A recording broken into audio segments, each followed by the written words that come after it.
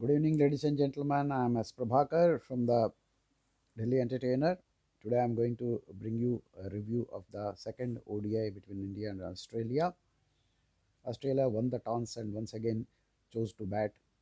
Like in first ODI, the openers gave them a solid start. Warner was more fluent of the two, and Finch took some time to settle down. Yet again, they put up a 100 runs partnership, both getting to their half centuries. Finch was dismissed for a well made 60, and when it appeared that Warner was cruising for a century, he got dismissed for 83, going for a suicidal run. That brought Smith to the crease. He began where he left in the first ODI. He, like the openers, stroked the ball so freely as if he was in the nets, hitting at will whenever and wherever he wanted. He reached his second century of the tournament, again identically in 62 balls and ultimately dismissed at 104. The all-rounder Marnus too played a decent innings and gave a very good company to Smith and made 70 runs in 61 balls. The last big push was given by Maxwell, who made a blistering 63 runs in 29 balls, and Australian innings got folded at 389 for 4 in allotted 50 overs, more than what they scored in the first ODI. Like in first ODI, this innings of Maxwell can make all the difference between the two teams. As far as Indian bowling is concerned, once again, Indian bowlers have failed miserably in making any impact on any of the Australian batsmen. They leaked too many runs.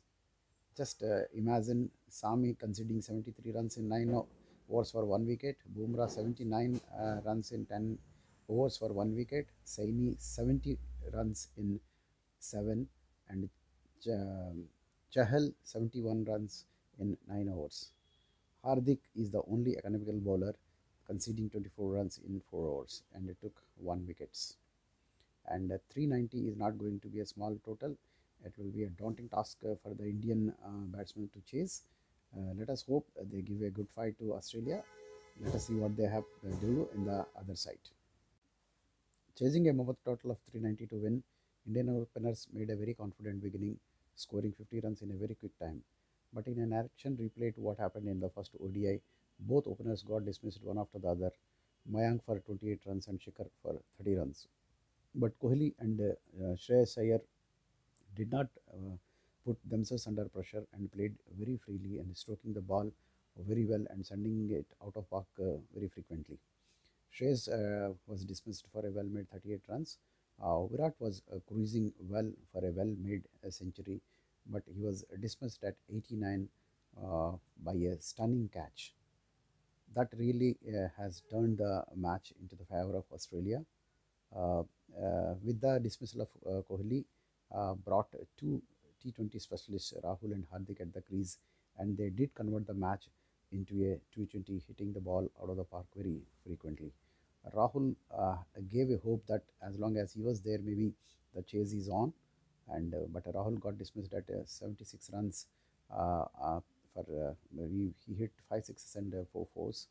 With Rahul dismissal, almost the chase is all but over.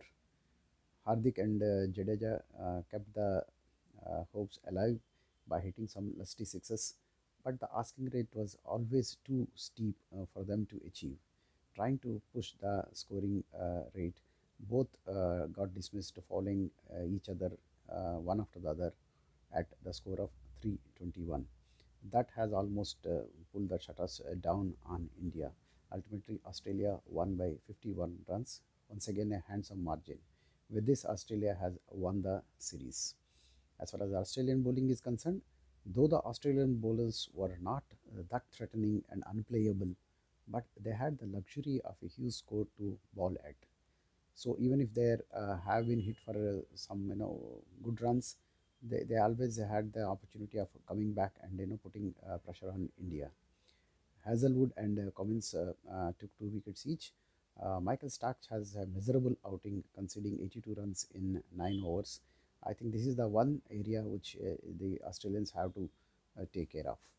India definitely had to overhaul its bowling department, and Rui, the omitting of horses like Ashwin, who could have been very handy in such situations. Lack of genuine match winning all rounder is hurting the cause of India.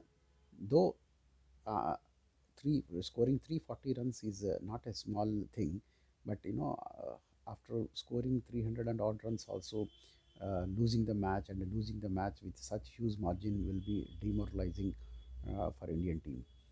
Though they have lost the rubber of ODI, I think they should have regrouped themselves and put up a moral boosting performance and win the third ODI before they start their T20 and Test matches. So that's all for now. I, as Prabhakar from the Delhi Entertainer, sign off.